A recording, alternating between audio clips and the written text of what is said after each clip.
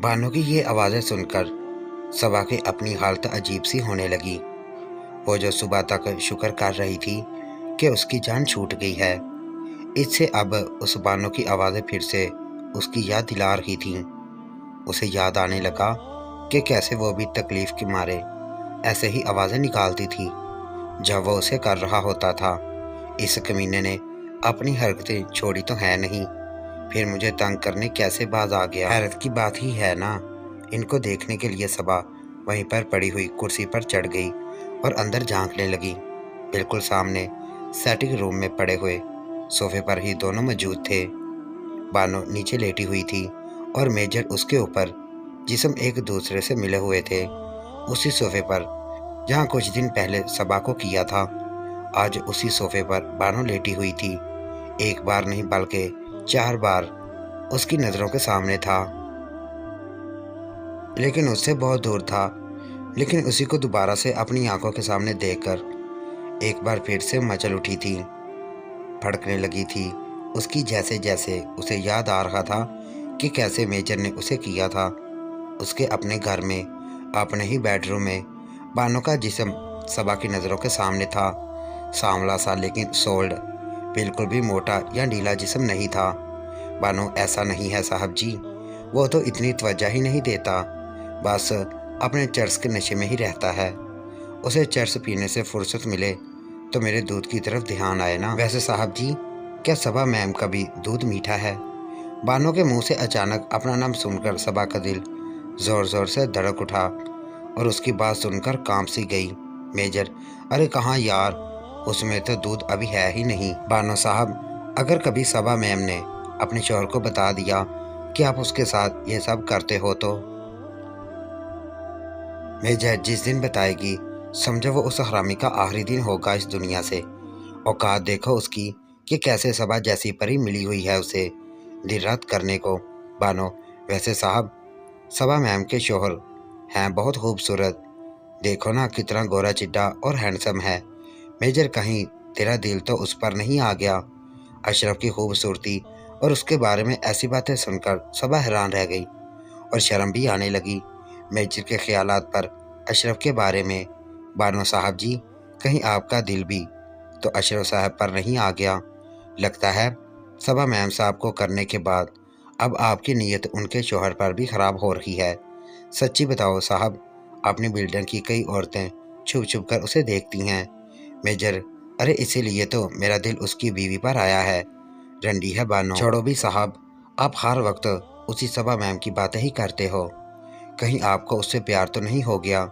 है तो वो ऐसे ही प्यारी और खूबसूरत। मेजर, अरे नहीं नहीं बानो, मैं इस उम्र में प्यार व्यार के चक्रों में नहीं पड़ने वाला। मुझे तो बस रंडियाँ चाहिए। जैसे तू मेरे लिए एक रंडी है, वैसे ही सवा भी मेरे लिए एक रंडी है। तुम दोनों बस मेरी रखेल हो, जिनको जब दिल करे कर लेता हूँ। कौन घर में औरत रखे जब बाहर ही एक से बढ़कर एक औरत मिल रही हो, और वो भी बिना किसी पैसों के। अपनी मर्जी से सबा को एक बार फिर से अपनी तज़लील महसूस हुई कि इस कमीने को तो प्यार की कोई मालूमात ही नहीं, सिर्फ और सिर्फ मुझे अपनी रंडी और खेल ही समझता है। लेकिन ये कौन सी नई बात है जो मुझे पता चली है? यही बातें तो उसने मेरे सामने भी कई बार की हैं, मेरे मुंह पर। जलील कमीना, ये सोचते हुए सबा ने एक आखिरी नज़र मेजर पर डाली और फिर कुर्सी से उतरकर अंदर फ्लैट में आ गई। जितना उसका दिल मेजर को देखकर मचल उठा था, उतना ही उसकी बातें सुनकर खराब हो गया था।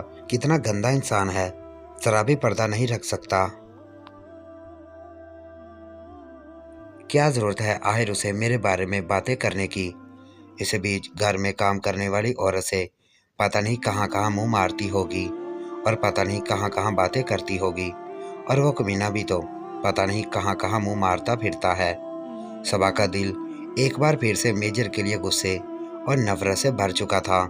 हमेशा उसकी बातों और बर्ताव की वजह से ही उसे इससे नफरत होती थी, लेकिन जब भी उसके सामने जाती थी तो उसकी इन सब नफरत भरी और जिल्लत अमीज बातों के बावजूद भी खुद उसके सामने सरेंडर कर देती थी, उसके जिस्म के नशे में डूब जाती थी। कभी कभी तो उसे लगता था कि जैसे उसे मेजर के जिस्म की लत लगती जा रही है, आदी होती जा रही है, उसकी करने की और उसकी।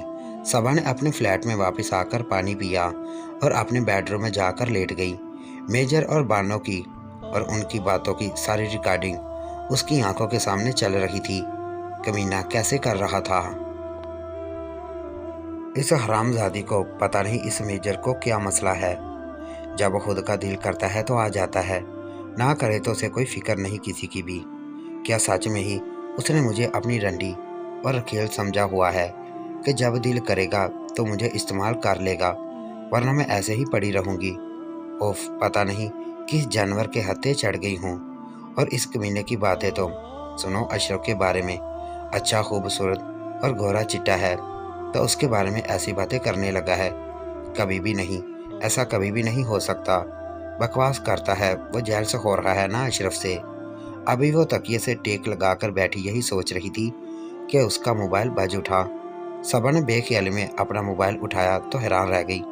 अरे, ये आज कैसे याद आ गई इस कमीने को। कॉल मेजर की ही थी। दिल तो नहीं चाह रहा था, लेकिन फिर भी सबा ने उसकी कॉल अटेंड कर ली। मेजर, हाँ मेरी रंडी, क्या हाल है तेरा। सबा थोड़े गुस्से से, तुमको इससे क्या, क्यों किया फ़ोन मुझे। मेजर, ज़्यादा नखरे नहीं दिखा, समझी। मैंने तो ये पूछने के लिए फ़ोन किया था कि शो कैसा लगा आज का।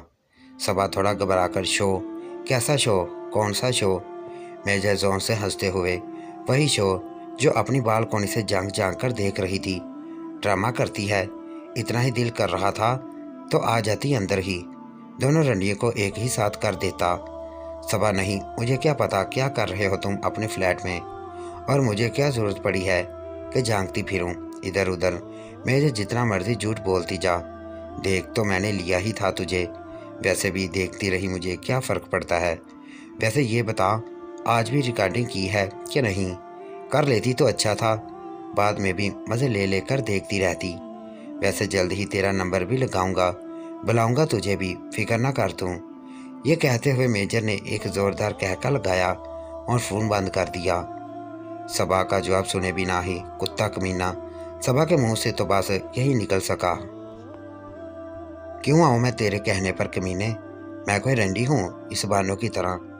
ओफ, कितना गलत हो गया, इस कमीने ने देख लिया है मुझे देखते हुए। बहुत ही बुरा हुआ है, पता नहीं क्यों देखने लगी मैं ऊपर चढ़कर। अच्छा चलो दफ़ा करो, करने तो बकवास जो करता है। इस कमीने का तो ये भी शर्म नहीं है कि कोई देख रहा है तो बस कर दूं या कहीं और चला जाऊं।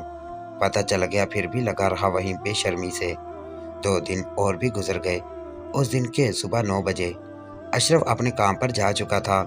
तकरीबन 12 बज रहे थे सुबह के, और सबा अभी किचन समेटकर सफाई वगैरह ही कर रही थी कि उसका फ़ोन बज उठा। अपने काम में मसरूफ, अपने ही ख्यालों में गुम सबा एक बार तो डर गई, फिर हंस पड़ी कि वो फ़ोन की बेल से ही डर गई थी। लेकिन जब अपना मोबाइल फ़ोन उठाकर देखा तो फिर से चौंक गई। मेजर की कॉल थी, उसको क्या तकलीफ़ हो गई है अब। सबा को फ़ोन अटेंड करना ही पड़ा। ऐसे ही अटेंड ना करके उसे अपने ज़िम्मे नहीं डलवाना चाहती थी। फ़ोन अटेंड होते ही मेजर, हाँ मेरी रंडी, चल आजा जल्दी से मेरे फ्लैट में, पीछे बालकोनी से ही आजा, जल्दी आना, और कोई नारा नहीं, समझी। Phone cut. सबा, नहीं नहीं, मैं नहीं आ रही। लेकिन दूसरी तरफ तो उसकी आवाज़ सुनने वाला कोई भी नहीं था। मेजर तो फ़ोन बंद कर चुका हुआ था। ओफ, अब क्या करूं। इस कमीने को फिर से याद आ गई है मेरी। फिर से जलील करेगा। नहीं जाती मैं भी तो क्या वो सीधा इधर नहीं आ जाएगा। अगर मैं ना गई तो उफ, क्या मुसीबत है ना। फिर से वही सब कुछ। हाँ, फिर से करेगा मुझे उसी वैसे तरीके से। वो कमीनी बानो नहीं आई होगी ना आज, तो अपनी हवस पूरी करने के लिए मुझे बुला लिया है। जाना तो पड़ेगा ही, आखिर इतने दिन के बाद जो बुलाया है। अपनी दोबारा से होने वाली का सोचकर अचानक सबा की हालत अजीब सी होने लगी। सबा ने एक ठंडी सांस ली और अपना काम छोड़कर खड़ी हो गई, मेजर के पास जाने के लिए, अपनी को जाने के लिए। कोई 15 या 20 मिनट के बाद सबा अपनी बालकोनी में खड़ी थी। इधर उधर नीचे देखा लेकिन कोई नहीं था। इंतहाई तेज धड़कते हुए दिल के साथ सबा ने दरमियान की दीवार को क्रॉस किया और अगले ही लम्हे वो मेजर की बालकोनी में खड़ी थी। हाथ पैर ठंडे हो रहे थे। अगर किसी ने देख लिया तो इसी सोच के साथ ही सबा ने मेजर के फ्लैट का बालकोनी वाला दरवाज़ा पुश किया। ओह नो, ये तो अंदर से बंद है। कहीं दफ़ा तो नहीं हो गया वो कमीना मुझे आने का कहकर। नॉक करती हूँ। यही सोचकर जल्दी से सबा ने दरवाज़ा नॉक किया। एक बार, दो बार, तीसरी बार नॉक किया तो दरवाज़ा खुल गया और साथ ही सबा का दिल मानो उछलकर हलक में आ गया। दरवाज़ा बानो ने खोला था और सबा को देखकर हैरान हो रही थी। इसकी अगली किस्त देखने के लिए हमारे इस चैनल को लाजमी सब्सक्राइब करें।